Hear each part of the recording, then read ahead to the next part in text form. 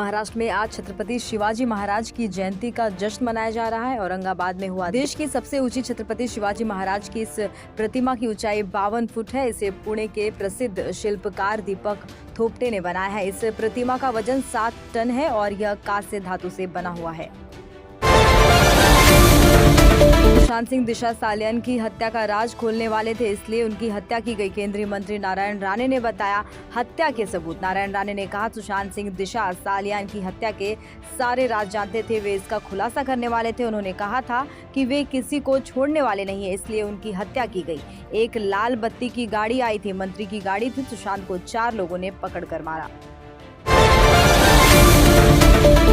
प्रधानमंत्री नरेंद्र मोदी ने छत्रपति शिवाजी महाराज की 392वीं जयंती पर उन्हें श्रद्धांजलि देते हुए महान महानायक और भारत का गौरव बताया। उन्होंने कहा कि मैं छत्रपति शिवाजी महाराज को उनकी जयंती पर नमन करता हूं। मुंबई लोकल एसी ट्रेनों का किराया जल्द ही होगा कम, रेल मंत्री अश्विनी वैष्णव ने दिए संकेत। संजय राउत मातोश्री की नींव हिलाना चाहते हैं क्या? महाराष्ट्र बीजेपी अध्यक्ष ने किया सवाल, शिवसेना को दी सामना का संपादक बदलने की सलाह।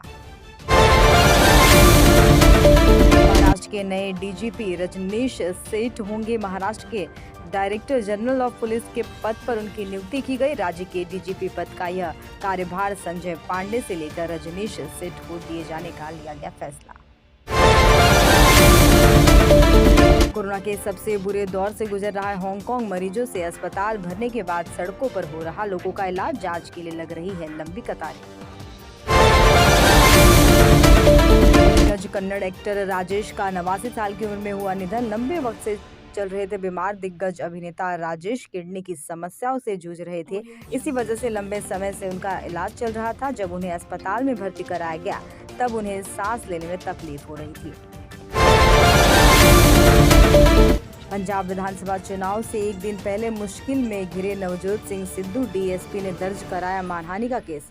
पंजाब विधानसभा चुनाव से बस एक दिन पहले अमृतसर ईस्ट सीट पर चुनाव लड़ रहे पंजाब कांग्रेस प्रमुख नवजोत सिंह सिद्धू की मुश्किलें बढ़ गई और उन पर क्रिमिनल मानहानि केस दायर किया गया। प्याज की कीमतों पर लगाम कसने के लिए केंद्र सरकार ने एक बड़ा फैसला लिया। उसने उन राज्यों के लिए प्याज का बफर स्टॉक सुनियोजित और लक्षित तरीके से उपलब्ध कराना शुरू कर दिया, जहां दाम पिछले महीनों के मुकाबले बढ़ रहे हैं। उपभोक्ता मामलों के मंत्रालय ने शुक्रवार को एक बयान में कहा है कि बाजारों में प्याज की आपूर्ति बढ़ाने के लिए महाराष्ट्र में प्याज की लासलगांव और पिंपलगांव थोक मंडियों में भी बफर स्टॉक जारी किया जा रहा है।